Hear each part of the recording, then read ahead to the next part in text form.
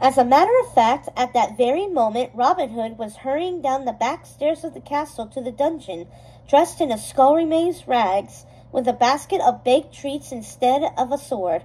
Despite the careful defense at the castle itself, there were only a few rhino soldiers positioned by the prison cells. The prince's plan was focused less on guarding the captives and more on capturing his enemy.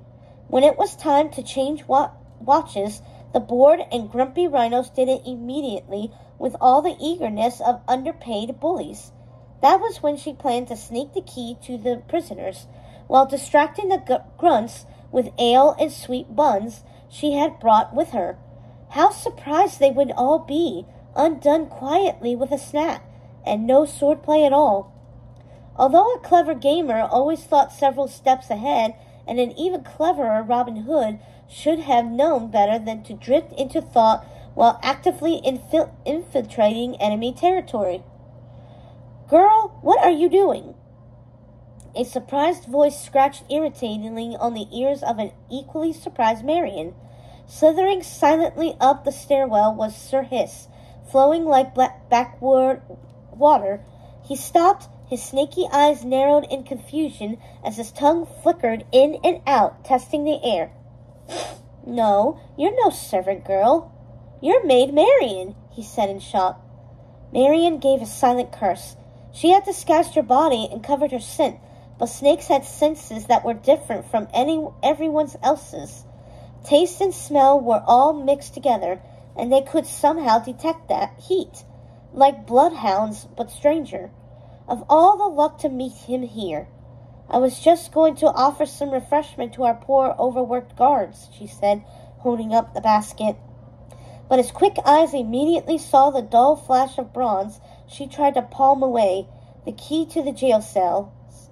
"My lady," he drawled, slithering close, "you're not trying to help the prisoners escape, are you?"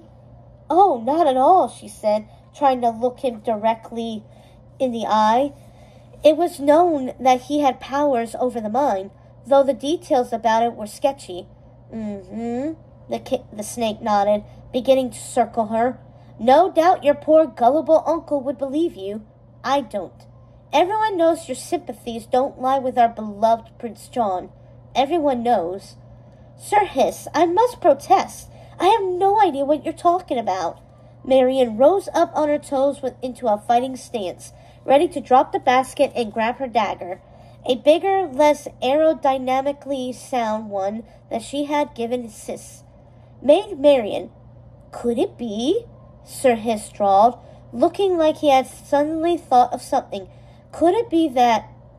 No, could it? That you are..." Marian braced herself, ready to fight. The game was over. "Secretly aiding Robin Hood?" She almost didn't react at first. Really? Even the supposedly intelligent Sir Hiss, could he not put two and two together?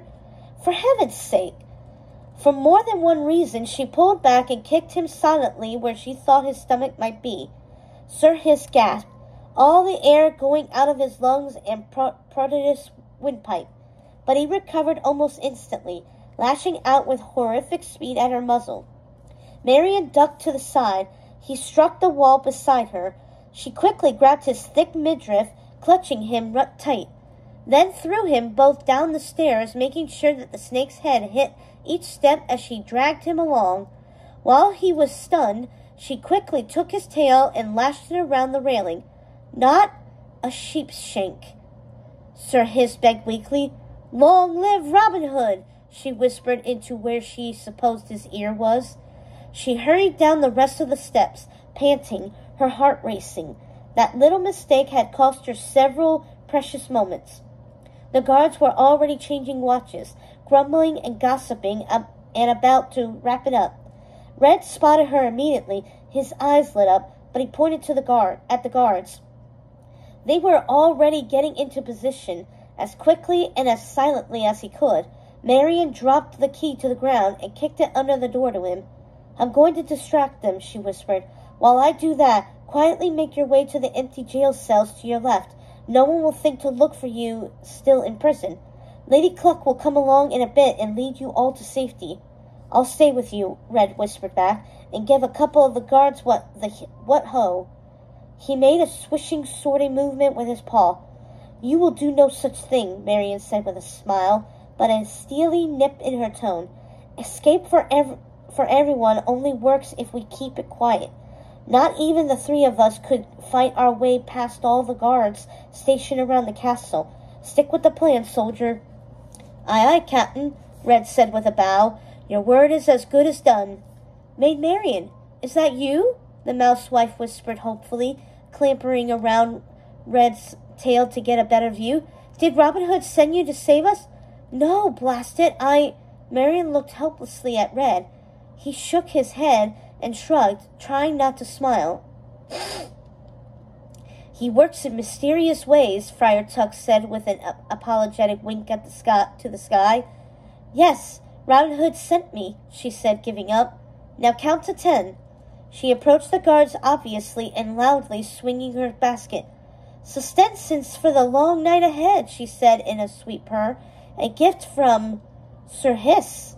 The rhino's eyes lit up almost as much as Red's had upon seeing her, and they grabbed the rolls, muttering deep-voiced thank-yous as they did.